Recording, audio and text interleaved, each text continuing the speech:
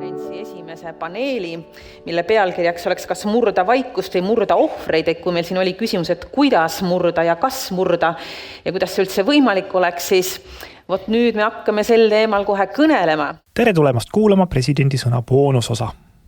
Asi lihtne. Seekord on eetris president Kaljulaidi vestlus ajakirjanikega lähisuhtevägivalla kajastamisest meedias. Kärt Anvelt, Mihkel Kärmas ja Martin Šmutov räägivad raskete teemade kajastamise telgitagustest, muutustest, haridusest, anonüümsusest ja muust. Vestlus lindistati president Kaljulaidi fondi korraldatud lähisuhtevägivalla konverentsil Koos tugevamad.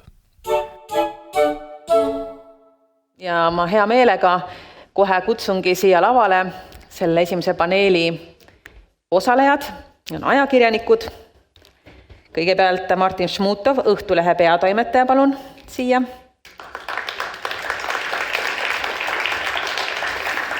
Ole lahke, astu julgelt lähedale. Mihkel Kärmas, Eesti Rahvusringhäälingu ajakirjanik ja saatejuht, hea kolleeg. Palun. Kärt Anvelt, Eesti Päevalehe ajakirjanik. Olge lahked, astuge kõik edasi. Ja moderaatoriks selle paneelil on Kersti Kaljulaid isiklikult, kes meid täna on siia kokku kutsunud. Austades minul on, võtke nagu vabalt. Ma arvan, et istuge, kuidas teile meeldib. Olge lahked, sõna teile. Aitäh ja tõepoolest meil ongi vabadus, igaüks võib istuda, kus ta tahab ja räägime täna siis sellest, kuidas ikkagi kajastada või jätta kajastamata, mis on need meie valikud.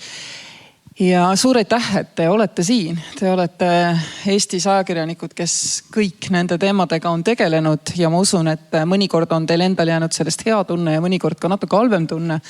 Ja võib-olla te olete valmis ka meiega jagama neidki tundeid. Aga ma kõigepealt küsin sellise suhteliselt neutraalse küsimuse, et miks meil üldse on niimoodi, et me kirjutame koduvägivallast siis, kui parasjagu mõni lugu on midagi on välja tulnud kuskilt. Et me teame, et meil on 40% ja rohkem naisi, kes on sellega elu jooksul kokku puutunud. Meil peaks kogu aeg olema nagu püsirubriik Õhtulehes ja Pealtnägijas ja Päevalehes, kus me neist asjadest räägime. Et miks see nii on, et on vaja seda järjekordset ühte ohvrit, kelle siis saab tirida Raekoja platsile ja siis seal ümber asja arutada? Miks see niimoodi käib? Ma ei tea, kes tahab alustada? Ma võin alustada siis, tere, mina olen Martin. Ma arvan, et esimene esineja, keda tutvustati ka kui tarka inimest, ütles seda tegelikult erakordselt hästi. See lause panin kirja ka endale, et trauma pole tavapärane. Ja kui räägime, siis nagu valmistume. Et üks osa sellest kajastusest peaks olema see, et see sama trauma või sama juhtum ei muutuks nagu ka päris nagu selliseks tavapäraseks, selliseks tapeediks. Tõenäoliselt saaks iga päev kirjutada loo vägistamisest, vägistamisohvrist, sellest kohtuasjast, mis on tehtud, aga kuskil peab olema tõenäoliselt ka see piir, et nad kas 7 korda nädalas üks külg Õhtulehes oleks siis see, mis midagi nagu muudaks, et lõpuks tõenäoliselt oleks pigem see, et miks te sellest nii palju kirjutate ja probleem ise tegelikult kaoks ära. Selles mõttes, et seda nii-öelda lahendamine mingis mõttes nagu kaoks ära tõenäoliselt. Et pigem oleks nagu see, et topitakse seda nagu näkku. Et see ongi see, et kuna see juhtum pole tavapärane, siis on sinna võimalik juurde ehitada mingisugune narratiiv ja üritada siis tegelikult, nagu tegelikult teine esineja mõnest väga hästi ütles, aru saada see, et mis on taustal, see nii-öelda shadow message, vari sõnum, et kuidas see asi on juhtunud, miks ta on juhtunud ja kuidas seda saab siis ka muuta. Et iga päev öelda, et kuidas seda saab muuta, siis peaks olema küsimus, et miks siis ei ole juba muudetud. Mina ei tea, kas see on kurb või vastupidi hea, aga inimene tahab lugu. Lugeja tahab lugu ja selle loo kaudu suudab ta ennast kas samastada või vastupidi öelda, et aga minul on kõik hästi, aga äkki mu sõbrannal ei ole hästi. Lugejat ei huvita ametkondade omavaheline arutelu, et mida nüüd paremini teha. Ta tahab konkreetset näidet, nii lihtne see kahjuks on ja tegelikult väga paljude teiste teemade puhul ka.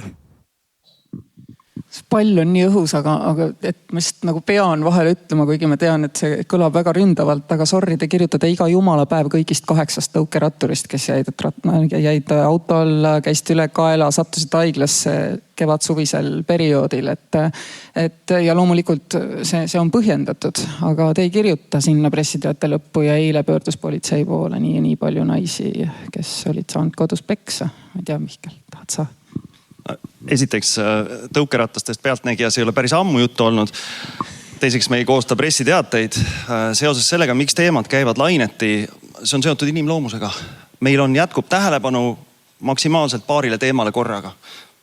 Ühiskonnas saab olla parasjagu kuum, kõige rohkem rahvas saab erutada, ma väidan, 2 skandaalist korraga. Ja siis edasi tähelepanu juba hajub. Ja paratamatult siis ongi niiviisi, et kusagil juhtub mingi õnnetus, räägitakse, et miks seal näiteks mingid turvasüsteemid ei töötanud, on mingi väga kirgas, väga ekstreemne mingisugune perevaidlus, vägivallajuhtum, siis me erutume kõik sellest.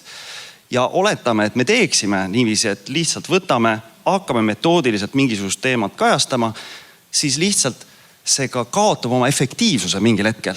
Selles mõttes, et see muutub tapeediks, inimesed ütlevad, nad pööravad ära sellest. Siin tegelikult näen härrasid politseinikke ka muidugi siin saalis.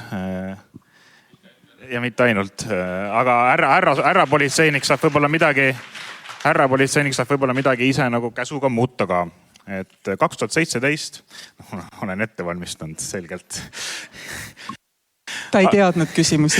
Et aastal 2017 pidas üks inimene sellise kõne, kus ta ütles, et pühade ajal saab kõige rohkem peksa.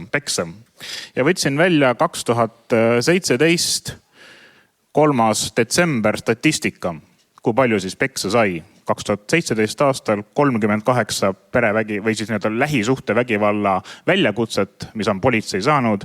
Nendest 6 juures kindlasti oli ka laps. Politsei peab sellist statistikat iga päeva kohta.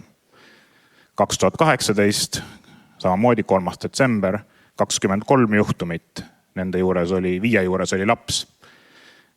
15 juhtumit vähem, aga mitte tänu heale kõnele, vaid tänu sellele, et 2017. aastal 3. detsember oli pühapäev. Siis on rohkem aega peksta. Et ma arvan, et nädalavahetusel see numbrid on lihtsalt kõrgemad. 2018 oli see päev esmaspäev. Ja loen ette, Tapa vald, Tallinn, Narva-Jõesuu, Kuressaare, Otepää vald, Tallinn, Jõelähtme vald, Tallinn, Märjamaa vald, Tallinn, Tartu, Maardu, Järva vald, Võrulinn, Pärnu, Tallinn, Narva, Tartu. See on siis 2018 väljakutsed, mis on politsei saanud. Mina ei tea, miks politsei paneb tõuksi info, aga seda infot ei pane. Et äkki see on koht, kus siis saab mingi muutuse teha. Jah, võib küll plaksutada. Ma arvan, Grete, et võib plaksutada. Ja ma arvan tõesti, et võib-olla see on küsimus Egertile ja tema kolleegidele, et paneme selle rea siis sinna. Aga ajakirjanikele on kindlasti see küsimus, et kuidas selliseid kaasuseid käsitleda ja mind päriselt ka huvitab, et kuidas te toimetuses, on sündmus, on siis see lugu, eks ole, nagu sa ütlesid, Kärt, lugu kannab. Kuidas te toimetuses jõuate selleni, et te sellest kirjutate või kirjutamata jätate, sest kindlasti jätate te tihti ka kirjutamata need lood ja mitte sellepärast nad oleks vähem olulised, aga võib-olla ongi mõnest asjast võimatu kirjutada, nii et ei tuleks nii-öelda asi välja, et kes on päriselt need inimesed. Et kuidas see arutelu käib ja kuidas te ise tunnete ennast, te olete nagu õppinud seda asja, et kuidas neid otsuseid teha? Me tegelikult ei ole seda õppinud. Siiamaani õpetate seda? Ma küsisin oma noortelt kolleegidelt, mina käisin ülikoolis siis 92. aastal läksin ja siis ei olnud seal eetikast või ohvritega käitumisest, 0 loengut oli, 0 lauset oli erinevates loengutes. Ma kaitsen, et kriisipsühholoogia oli sul ka tõenäoliselt. Ei olnud. Aga ma rääkisin nüüd oma nooremate kolleegidega alates siis 23–30 aastat vanad, kes on siis üsna hiljuti ülikooli lõpetanud. Ja nad ütlevad, et praegu on mingisugused eetikaloengud, ma pean siis silmas ajakirjanduse eriala, kus räägitakse, arutatakse võib-olla ka erinevaid kaasusi stiilis, et kuidas siis käituda selle inimesega, kelle lähedane ennast just näiteks ära tappis. või kelle sõbranna on peksa saanud. Aga mida noored ütlesid, et see on nagu niivõrd pealiskaudne ja siis ma palusin ühel otsida üles, et kas sul on mingigi kirjalik märge antud õppejõudude poolt. Ja siis ta saatis mulle peaasi.ee peatüki, kus on siis õpetussõnad ajakirjanikele. Ehk et peaasi.ee kaudu siis õpetatakse meie ajakirjanikke, aga otse mitte midagi. Ja nad ütlevad, et nad tunnevad tööriistakastist puudust sõna otseses mõttes. Et A-st kuni Ü-ni siis välja, et kuidas ja millistes situatsioonides, kuidas inimestega käituda. Minul on endal lihtsam. Ma olen selle lihtsalt ära õppinud, mul on lihtsalt niivõrd pikk staaž ja ma olen neid erinevaid lugusid alates lastest kuni vanuriteni 100, võib-olla 1000 teinud. Aga noortel ei ole lihtne ja kes ei oska ka väga hästi võib-olla suhelda ja sellised ajakirjanikud ei oska kõik väga hästi suhelda. Nii see on lihtsalt. Siis kes ei oska väga hästi suhelda, neil ongi keeruline ja nad võivadki haiget teha täiesti tahtmatult. Mihkel, kas sa oled vahel valinud ikkagi teha loo, teades, et ei ole mingit šanssi, et seda inimest vähemalt tema enda kogukond ära ei tunne? Et võib-olla ei tunta igal pool Eestis, aga tuntakse. Ja kui sa oled seda teinud, siis mis su kaalutlused olid? Jaa, esiteks nendest kaalutlustest, et väga oluline märksõna on ülekaalukas avalik huvi, eks ju. Ja me ei tohi ülemääraselt kahjustada seda inimest ja sellel nagu apteekri kaalul siis me püüame seal oma võimete piires seda kaaluda. Ja väga sageli me jõuamegi sellisele järeldusele, et me ei tee seda lugu, sellepärast et see kahju on potentsiaal või suurem kui see potentsiaalne nagu hüve, mis me sellest saavutame. Nii et see on selline kulunud väljend, aga iga kord, iga juhtum on erinev. Kõik ütlevad seda, eks ju, aga päriselt on ka niiviisi. Nüüd sellest äratundmisest. Meiega on tegelikult niiviisi, et me põhimõtteliselt sellele kannatanule selgitame ja see on ka osa sellest põhjusest aeg-ajalt, miks siis lugu ei tule tegelikult. Me jõuame ühiselt järeldusele, et ei tule.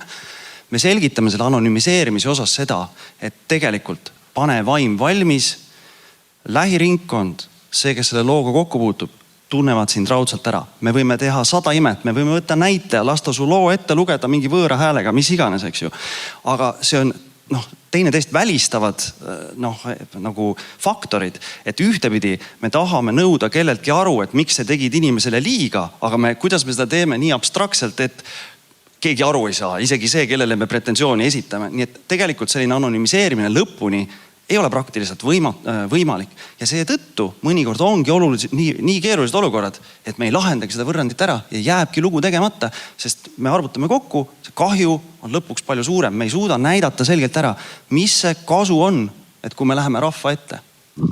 Kas vahest on isegi niimoodi, et see inimene ise ütleb, et ma ikkagi tahan selle looga minna ja sa ütled talle, et ära tee seda? Absoluutselt. Sa oled iga haavatavas seisus, ära tee seda. Eriti igasugustes laste vaidlustes, ma ei tea, kas iga nädal, aga korra kuus raudselt. Martin? Ma lisaks 2 näidet, et muidu jääb nagu teoreetiliseks. Number 1, eile ilmus Õhtulehes lugu ühest Eesti koolist, kus oli süüdistus, et üks reaalainete õpetaja läheb keldrisse, paneb ukse lukku ja on seal neidudega koos, ühe neiuga vist korraga koos. Kirjutasime sellest loost. Mis me siis tegime on see, et seal ei ole ühtegi viisi, kuidas seda inimest ära tunda, isegi kooli ära tunda, isegi linna ära tunda. Aga ma olen kindel, et see inimene tunti teatud kohtades ära, sellepärast kõikidel koolidel ei ole keldrit, kuhu saab minna õppetööd tegema.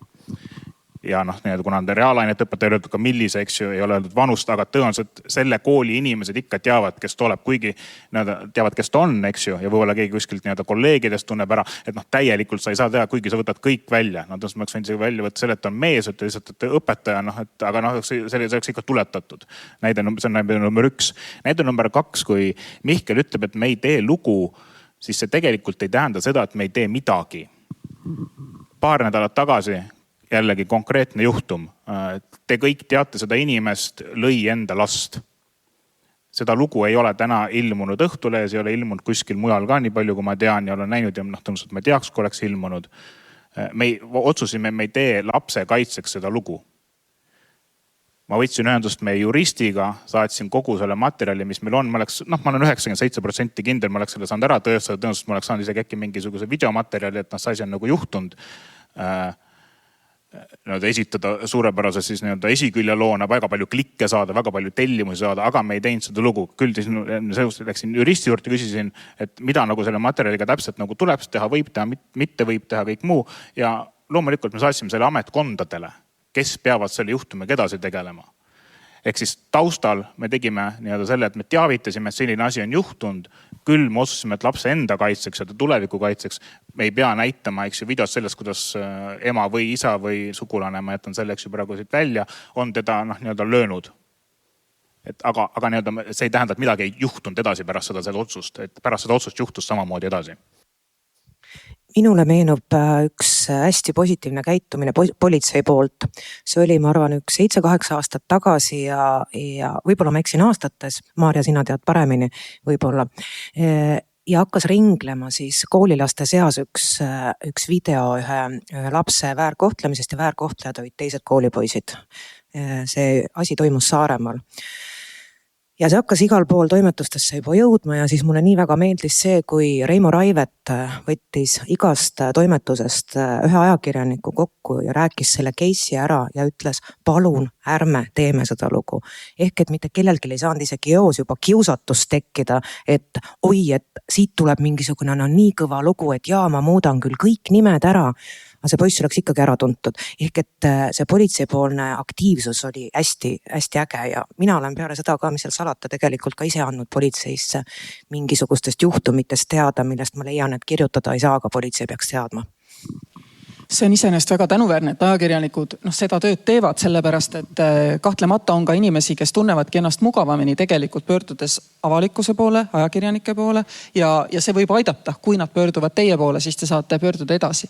Aga kuidas sellises olukorras, mulle tundub, et vahest on ka nii, et ohvrid kasutavadki seda meedia poole pöördumist tegelikult ka teraapia vormina, et te tajute selle ju ära, eks ole, mismoodi te siis, on teil mingisugust väljakujunenud reeglid, mingisugune väljakujunenud süsteem, mida te siis teete selleks, et inimest kas aidata, kui te ei saa seda lugu avaldada või siis te avaldate selle loo, sest saades aru, et see võib ka inimesele mõjuda mõnikord võib-olla positiivselt, võite te teha mõnikord nii julge järelduse.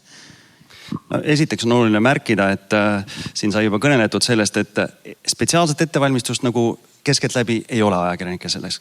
Aga teiseks on, mis on oluline võib-olla aru saada ka see, et meie tööriist või meie see tegevus, kuidas me saame maailma paremaks teha, on läbi avalikustamise.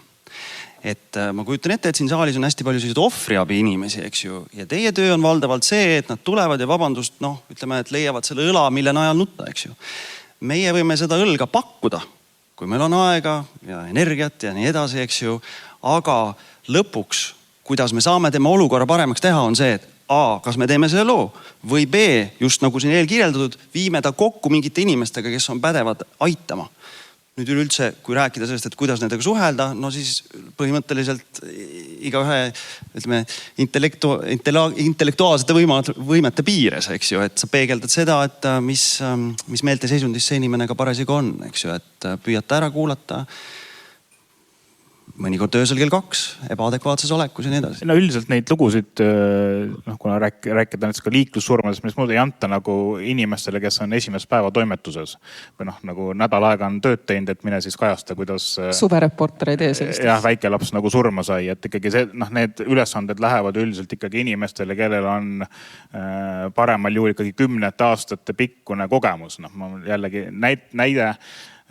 Laps hukkus põllutöid tehes, reporter hakkas helistama siis telefoniraamatu järgi nagu aleviku numbreid. Ei tea, kes on ja võttis vastu naine, ütles, et jah, ma tean seda poissi, ma enda vanaema. Et seesama olukord, kuidas sa siis pead suutma mitte lihtsalt nagu õhtulehe mainet kuidagi kaitsta, et hea mulje jätta, aga tegelikult suutma selle inimesega kontakt luua, et ta oleks nõus võib-olla rääkima, selgitama, mis on ja kõik muu. Et see ei tule nagu päevaga. Kui siin on ohvriabi, siis samamoodi ma usun, et teil on vanemad kolleegid, kellel saab nagu toetuda, et see on sama loogikaga tegelikult toimub ka ajakirjandus, et keegi ei saada tõesti nagu ütled suvereporterit, et mine ja vaata, mis nagu suudad teha nagu sellises olukorras. Et see on ikkagi väga selgelt on kindlad inimesed meil toimetuses väga-väga pika kogemusega samamoodi. Aga kuidas sellega on läinud halvemaks või paremaks, et kui inimesed tulevad teie juurde oma murega, kas nad tavaliselt juba on pöördunud politseisse, ohvriabisse või olete te tihtipeale ka see esimene kontaktivõtupunkt ja kuidas see on ajas muutuv teie taju järgi? No statistikat ilmselt ei ole, aga kuidas teile nagu tundub, et kas pigem on nüüd niipidi, et inimesed on juba käinud süsteemi juures ka enne kui nad teie juurde tulevad või olete endiselt teie tihti see esimene kontaktpunkt, et kuidas see on ajas nagu muutunud? Me teame, et meil on tegelikult palju tulnud võimalusi juurde ja meil oli just paar nädalat tagasi fondis ka arutelu selle üle, et meie, kes me istume selles mullis, kus tegeletakse nende teemadega, meile tundub, et mingi megasüsteem on. Päris palju saab abi on ju ja et inimesed ju peaksid jõudma selleni, et mis tegelik pilt on, mis ajakirjanikule avaneb? Mina ütleks läbi nende aastate 50-50. Vähemasti, ma ei tea oma kolleege, ma ei kuulanud neid üle, et kuidas nendega, aga minuga on 50-50, et on inimesed, kes tulevad ikkagi endiselt otse, paluvad abi ja on inimesed, kes on käinud tiiru juba ära kas politseis või ohvriabis ja siis nad leiavad, et nendega ei ole seal piisavalt tegeletud ja siis me oleme natukene siis selle inimesega arutanud ja rääkinud ja siis on vahel tulnud välja, et võib-olla tõesti ei ole piisavalt tegeletud, aga hästi tihti tuleb paraku välja ka see, et inimene pole ise kõigest aru saanud. Ehk et võib-olla tal ei ole kõike liiga täpselt selgitatud, mis nüüd tema need programmi järgmised etapid oleksid. Aga kui ma mõtlen naiste reaalse peksmise peale, siis seal need viimased lood on küll ikkagi kas politseist läbi käinud või on hetkel näiteks Marakis, et seal enam selliseid asju ei ole, et nüüd tullakse kõigepealt minu juurde.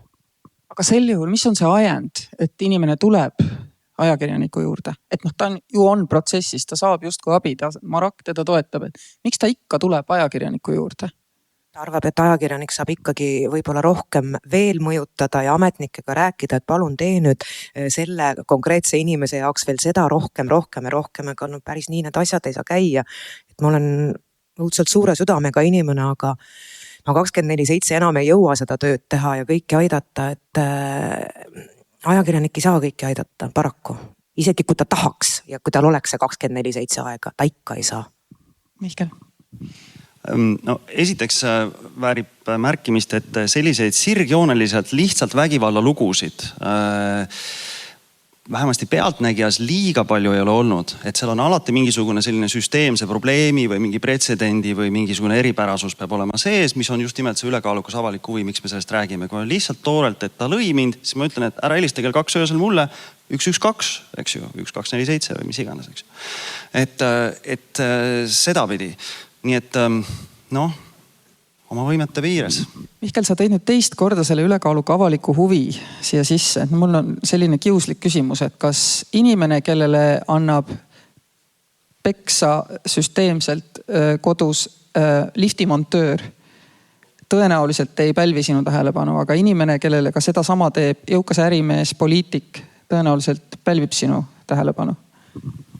Tegelikult isegi mitte tingimata, et ainuüksi sellest ei piisa, et siin hakkab just mängima see, et mis maani siis identifitseerida, et ütleme näiteks just nimelt selle kõrge avaliku profiiliga tegelase puhul, kui selline koduvägivalla komponent on, siis kui me temast räägime, siis kohe automaatselt me laia üldsuse jaoks identifitseerime selle ohvri ja seetõttu võibki see lugu tegemata jääda.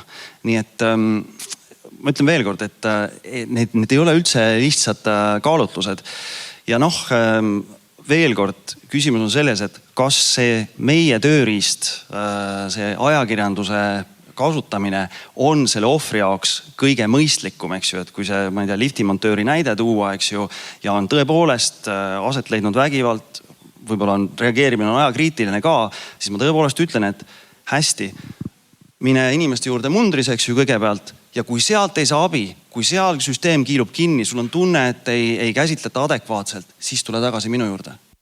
Muide, ma tahan ka selle liftimontööri kohta öelda, no vabandust, ma vahele segan. Ma vabandan kõikide liftimontööride. Just, eks ole. Aastaid tagasi ma tegin minitelesarja, keda ma küll armastasin ja seal need kangelased, ja mina nimetan neid naisi kangelasteks, sellepärast et mõned olid, kes tulid põhimõtteliselt esmakordselt Eestis televisiooniekraanile ise oma näoga ja nad tahtsid seda. Mina ei rääkinud neid ära. Nad tahtsid seda, sest nad tahtsid, et nende lugudele tähelepanu pöörataks. Ja nad ei olnud ise tuntud naised ja nende abikaasad ei olnud tuntud. Ja see teema sai väga palju tähelepanu peale seda, kui naised tulid ja tahtsid rääkida. Ma igaks juhuks lisan ka veel selle, et küsimus ei ole mitte lihtsalt selles, et kas kirjutada mitte, kas kuulus või mitte kuulus, aga kui meie avaldame kas Õhtulehes või siis Ekspressis, Päevalehes, Delfis, ERR-is, Pealtnägijas, siis kui sa kedagi süüdistas, peab olema ka tõestatav. Ja tõestatav ei ole lihtsalt see, et üks ütles ja siis me küsisime teiselt kommentaari ja teine ütles, et ei olnud niimoodi ja laseme selle nagu ka eetrisse. Et toimetaja või siis ka peatoimetaja või ülesanne on tegelikult kaitsta ka mingis mõttes väljaannet, et kõik faktid oleksid paigas, et see oleks ümberlükkamatu, kui me tuleme välja sellise süüdistusega, mitte lihtsalt sõna vastu case, vaid samamoodi, fotod parem kui see, parem ei saa öelda, parem kui see on juhtunud paljude inimestega, aga selles mõttes, et sul on mitu inimest, kes saavad rääkida, et see asi on juhtunud ja nad on nõus oma rääkima mitte ka anonüümselt, vaid tulema ka kohtusse, kui lõpuks on vaja seda looga kohtusse minna. Et tegelikult, et see meiepoolne kaalutlus ei ole lihtsalt ainult see, et on üks pool, teine pool ja siis paiskame jälle eetrisse, jällegi tänu aitäh klikkide ja tellimuste eest, vaid seal nad tegelikult kaaluda ka teisi juriidilisi nüansse juurde. Kui palju teil on aega tegeleda sellega, millest Rachel meile rääkis, ehk et kirjutada sellest või uurida välja see varilugu, eks ju? Et see tõepoolest, ilmselt võib ka määrata selle, kas te sellest loost kirjutate või ei, eks ole. Et lihtlabane lugu, keegi sai peksa, lõpuks läks politseisse ja pääses ära. See kõlab muidugi väga inetult nii öelda, eks ju. Aga kui palju teil on aega tegeleda selle backstory'ga, uurida, mis seal see allhoovus on? Et kuidas sellega meie ajakirjanduses lugu on? No siit tooli pealt ma saan rääkida, et Pealtnägija on võrdlemisi luksuslikus olukorras. Me oleme ükskord nädalas eetris, maksimaalselt 3 lugu, mis tähendab teisisõnu, et meil on võrdlemisi kaua aega, et asjadega tegeleda versus mingite väljaannete või portaalidega, kes ilmuvad iga päev või on 24/7 eetris, eks ju. Ja selles mõttes, kui me võtame ette, siis me tõepoolest püüame nii põhjalikult selle asja endale selgeks teha kui võimalik ja igakülgselt kusjuures ka. Et see on osa endale loo selgeks tegemisest, aga osa ka sellest nagu trauma kohtlemisest, et me tõesti nende inimestega ka kohtume mitu korda. See, kui te näete inimest ekraani ees või kaameras juba midagi rääkimas, selleks hetkeks oleme tundide kaupa temaga istunud näost näkku, kõik metoodiliselt üle vaadanud. Ja hästi oluline, Martin tõi jutuks sisse ka tegelikult, et mõnes mõttes meie oleme, kui lubate nii öelda, see on selline avaliku arvamuse kohus, eks ju. Mis tähendab, et kui ohvriabis me võime seda inimest kuulata ja võtame tõeks kõik, mis ta räägib, siis sellel hetkel, kui me läheme nii selle avaliku arvamuse kohtu ette, siis me peame teist osapoolt ka ikka kuulama. Ja siis hakkavad tulema igasugused asjad välja, mis tingimata aeg-ajalt tahavad loo segaseks ja nii edasi. Siis me jõuame sinna täiusliku ohvri teema juurde ja nii edasi, millest võib ka omakorda pikalt rääkida. Et mul on ikkagi natuke arusaamatu see osa, et kui te nüüd hakkate siis seda lugu seal selja taga uurima, et kõik need asjaolud selgeks teha, et kes saavad teile seda täiendat infot selle loo kohta anda? Lähedased ilmselt saavad, see on lubatud, aga ametiasutused, nemad vist ei tohi või kuidas selle poolega on? See on vist natuke keeruline, jah, aga vahel tuleb tutvusi ka kasutada, mis seal salata. Räägid tuttava politseinikuga? No politseiga on nüüd selles mõttes küll väga konkreetne, et mingisugused andmeid ei avaldata. Aga ma tegelikult tahan seda öelda, et kui see inimene on mingites süsteemides juba sees, siis ma olen temast rääkinud kas politsei, prokuratuuriga, ohvriabiga vist mitte, hetkel ei tule meelde ja uurinud, et mis sa arvad, kas siin on tegelikult üldse mingi tõsiasi taga, kas ta võib mulle mingit luulu ajada või on siin põhjust ikkagi tõesti veel rohkem sügavuti minna. Sest tegelikult on ka teemasid olnud, kus ametiasutused on mulle öelnud, et meie hetkel ei saa midagi teha, aga kui sina teed selle loo ära, siis me saame edasi teha. Nii et et ükski ametnik vähemasti minu küsimuste pärast kinni ei pea minema et sellist pahandust nad teinud ei ole. Kui teil on aega, ma kiiresti guugeldasin, kas tuleb kohe välja, tuleb Sulev Vedler, Eesti Ekspress, parim lugu ja vajutage videod. Siis tuleb YouTube'is see, kuidas Sulev räägib oma elu kõige hullemast päevast. See on päev, kui tal laps läks kaduma. Ja seal ta räägib ka see, kuidas ajakirjanik leiab infot. Väga üksikasjaliselt räägib ja väga põnev on, et vaadake see ära, ma arvan, see vastab päris paljudele küsimustele. Aga mis pärast saab? Oletame, et te tegite loo, sa ise tõid selle näite sellest õpetajast ja nendest tüdrukutest. Te tegite selle loo ja seal kõik osapooled ütlesid, et tegelikult kõik on väga fine and dandy, nagu mingit jama ei ole, kõik on nagu väga hästi, eks ole. Kõik need, kes nende asjadega on tegelenud, kõigil jääb ilmselt nagu kuskil väga kripeldama, mingi pitt jääb üles, et kuulge sõbrad. Et terve hunnik inimesi ümber selle luhtumi arvab, et see on täitsa okei, kui õpetaja üksinda üks ühele istub lapsega ja arutab sellist asju, eks ole. Et mis tegelikult ei ole okei. Mis edasi saab sellisel juhul, et kas teie jaoks on see lugu lõpetatud või lähete te edasi? Mis sellest saab? No see on hästi mitmekihiline ja jällegi juhtumid on tohutult erinevad, mõned aga väga traagilised. Et kusjuures minu praktikas on ka selline juhtum, et üks loo osaline on võtnud endalt elu pärast seda, kusjuures tema oli see, keda vägivallas süüdistati. Nii et neid on väga-väga konkreetseid ja karme, aga on ka positiivsed. Meil oli siin juhtum mitte kaugest minevikust väga suurt tähelepanu pälvinud lugu, kus tänu ajakirjanduse tähelepanule märgati, et ühte väikest poissi hakati andma seal mitte bioloogilistele sugulastele. See oli väga konkreetne ja see pöörati ringi ja nii edasi, see oli väga konkreetselt mõõdetav. Sageli, mis see parim asi, mis tegelikult, me ütleme ka nendele inimestele, kellega me siis seda koostööd hakkame tegema ja see on ju tegelikult väga emotsionaalne teekond, mille me koos nendega läbi ja me ütleme, et me ei ole võluvits. Meediast võib olla väga palju abi, aga meedia võib ka sind kõrvetada, see tähelepanu ja nii edasi, eks ju. Mis me nagu julgeme lubada on see, et sellega kaasneb tähelepanu. Ja tähelepanuga sageli kaasneb see, et siis keegi vaatab seda asja ja mõtleb, et oot, kas me tegime ikkagi kõik õigesti, eks ju, ja siis mingisugused asjad hakkavad võib-olla liikuma. See ei ole automaatselt, et kõik muudetakse ringi nipsust, eks ju, 180 kraadi mingisugused otsused. Aga see on nagu parim asi. Ja mis nüüd puudutab seda inimese nagu personaalset hingeelu, eks ju, et kas tema see kogemus pärast seda, kas ta tunti ära, nii edasi, see on hästi individuaalne. Niivõrd kuivõrd võimalik, me püüame nendega hoida kontakti mingi aeg, aga see ei ole ka alati võimalik. Ühesõnaga, mul küsimus oli nagu see, et kas te lähete tagasi ja vaatate, kas mingid protseduurid said paika, isegi kui konkreetne kaasus tõepoolest ei leidnud aset, eks ole, või teie asi ei ole, te tunnete, et seda peaks nagu avalikust tajuma nüüd, et et kuskil koolis on vaja mingid rutiinid õpetajatega läbi arutada, eks ole. Ja samamoodi see küsimus, et kas te, Mihkel natuke juba ütles, et ta tegelikult tõesti jälgib ka oma ohvri edasist teekonda või selle ohvri edasist teekonda, kelle lugu ta on käsitlenud, et kas teil nagu jääb mingisugune side, mingi vastutus ka nagu post factum sellises olukorras? Ei, no mingite lugude puhul kindlasti, sedama kooliloos keeruline öelda, et nüüd siis teisel korrusel käib, paneb ukse lukku, et see on nagu parem kui kelder või Martin, sa saad ju aru, mida ma mõtlen. Õpetaja ei lähe. Aga mis ma tahan öelda, et mingites asjades on selline, on nagu võimalik see circle back teha ja mingites asjades võib-olla me ise ka mõistame midagi valesti, et äkki metodoloogiliselt ongi kõik õige ja nii tulebki teha. Ja eks ajakirjanik oli rumal, et arvas, et see on nagu probleem ja ema oli samamoodi rumal, et ei saanud aru, et tänu sellele õppetulemused ainult tõusevad, et tegelikult seda ka ju kunagi tegelikult mingi 100% ette ei tea, aga võimalusel, kui sa oled millestki kirjutanud, siis ma arvan, et üheski toimetuses ei tahaks olla juht või ka toimetajad, kes ütleks, et meil ajakirjanikud teevad asja ära ja siis on nagu peast läinud. Osade inimestega, kellega on tekkinud kuidagi tugevam side, osade siis nii-öelda allikate või lookangelastega ja nende käekäiku olen jälginud, kõigi oma ei jõua lihtsalt.